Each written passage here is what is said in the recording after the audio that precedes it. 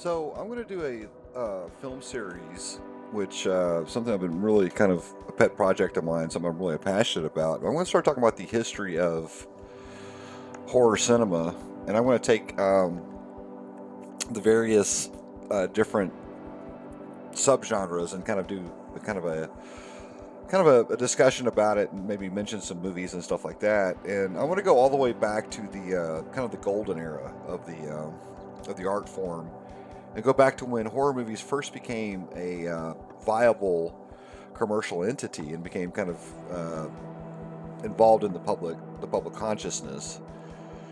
So, and I guess in order to really begin the conversation, we have to go all the way back to folk tales and early civilization. There's always been tales of creatures that could, in essence, move your life force, right? Whether it be, physically suck your blood or take your soul, whatever. And those are all kind of considered vampires. And, many like the Transylvanians and the Hungarians and the Eastern Europeans and also creatures from Britain and, Japan, place like that. They all have kind of their little versions of that story. It's kind of one of those universal things, kind of like the werewolf story or the demonic possession or whatever. Well, in recent years, vampires have kind of fallen out of favor because of films like Twilight and stuff like that. But however, up until that point, they've pretty much been a mainstay in horror cinema.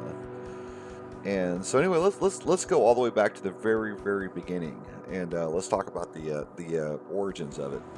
So it all began, like I said, in ancient folk tales and legends, myths, and stuff like that. And then of course it kind of coalesced into literature, and the first examples of it would be, kind of going back to The Vampire, which was written by a associate of Lord Byron. And of course, there's a very famous film called Gothic from Ken Russell, which kind of talks about that little meeting they had with Lord Byron and Pierce Buchel and people like that. And of course, one of the people at this resort actually wrote this story called The Vampire, which became the basis for the legend. And then there was a Varney the Vampire, which is kind of like a little, kind of a penny, cheap literature kind of deal. But however, the man that kind of wrote the version of which we're the most familiar with would have to be Bram Stoker. And of course, he wrote Dracula and Dracula's Guest and stuff like that. And his version of it kind of became the template for all others. And of course, it's about a count that lives in like Transylvania, and he kind of finagles his way over into London, and of course, this disease spreads, and these men try to take him down. Now, of course, originally it was considered what they call a Gothic romantic adventure or Gothic romance adventure, but more recent years it's become more of a horror story because they had to kind of scale it back when they transferred it from literature into plays, because this is before cinema, and it actually was a very popular stage production for its time. Well, anyway, cinema, they had to scale down a lot of the adventure elements of it, and they kind of stuck more towards the gothic horror, and they got Todd Browning, who was a very famous director for his time, and he made this like really moody piece of film. Now, Stephen King has stated that he's not a big fan of it, and I don't blame him. I mean, the movie is it's more moody as opposed to being scary. However, and it has become iconic, and it's not only influenced film, but it's also influenced like fashion and popular culture and things of that nature. And it's the most people's exposure to vampire cinema. It comes via the Dracula, the Bela Lugosi, the Hungarian Count. Now, it became a kind of a breakout hit. However, there was another version of Dracula which came out in the 20s, shortly before Universal made their version, and this one kind of got mired in problems with copyright issues and stuff like that because the Stoker family was still around and they were still asking for money, because the patriarch actually wrote the book, and it was a German film company, and so they changed the character from Dracula to this to Count Orloff, and instead of making him this kind of handsome, charismatic prince or whatever, which is what the original movie, he turned into like this really ugly, hideous beast, right? And of course, that version's Nosferatu. Now, Nosferatu, even though it was meant to be, they were trying to change it to keep from getting the shit suit out of them for copyright issues. Of course, it didn't work because they ultimately did have to pay the family. Nosferatu has become a part of the lexicon of vampire mythology. And there has been, traditionally, there's always been two different versions, or you have two versions in the same portrayal. Usually it's like ordinarily the person's this mild mannered whatever, and then of course when they vamp out, they get all weird and freaky looking. And you can thank Nosferatu for that. But instead of making it a handsome creature, it was this ugly, hideous beast. And for a long time, that was kind of the way that vampires were portrayed. Now, they kind of toned down a lot of the subtle sexuality in the Victorian, which is kind of what one of the little subtle themes that Dracula has. However, in the 1950s, Hammer horror movies, or Hammer horror films, or actually the Hammer Film Company, shall I say,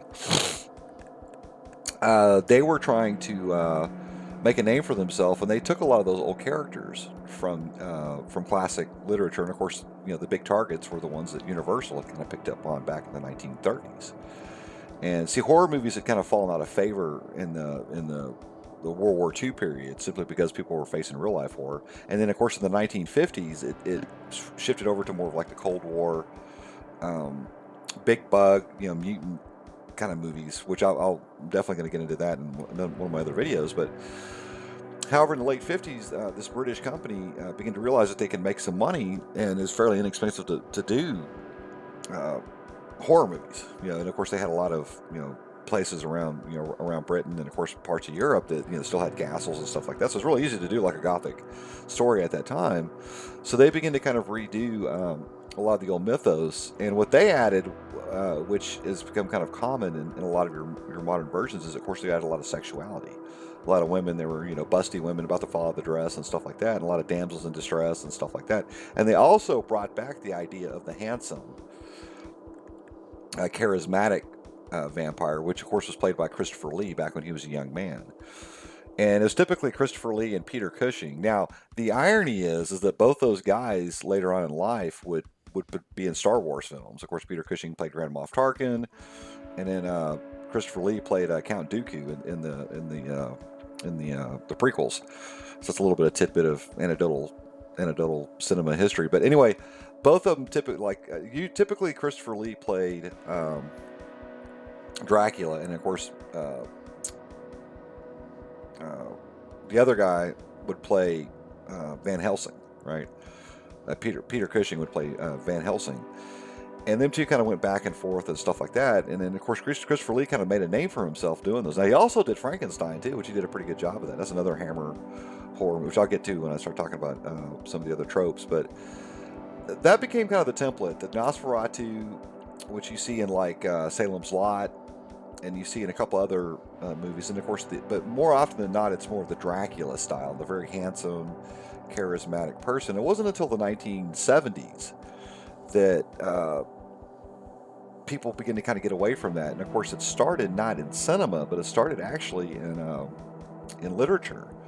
And this kindly old lady who actually was from not too far from where I'm actually making this.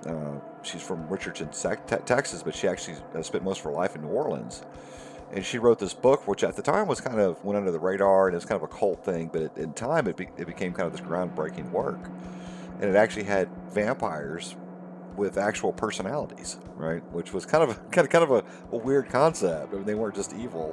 They actually, some of them were evil, some of them were kind of more anti-heroes, some of them were kind of in between. They were conflicted. They were suicidal. They were, real whiny, kind of mopey, and all this. And they're kind of like rock stars, right? Well, of course, I'm talking about Interview with the Vampire, and of course, the vampire Lestat, and of course, the person that the brainchild of all that was Anne Rice.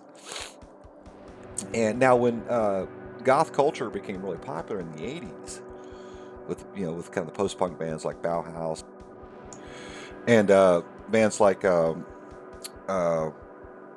Joy Division and stuff like that become really popular. And of course, you had kind of a fashion kind of attached to it. Then Anne Rice became kind of the new voice, if you will, of this movement. And so anyway, she also brought in a lot of, like I said, she gave vampires personality, but also she added a lot of kind of quasi homosexual tendencies and stuff like that, which are very subtle, but they're there. And I mean, and of course, if you really think about it, I mean, the whole concept kind of makes sense. I mean, they're still, vampires are still apex predators, and they probably would be uh,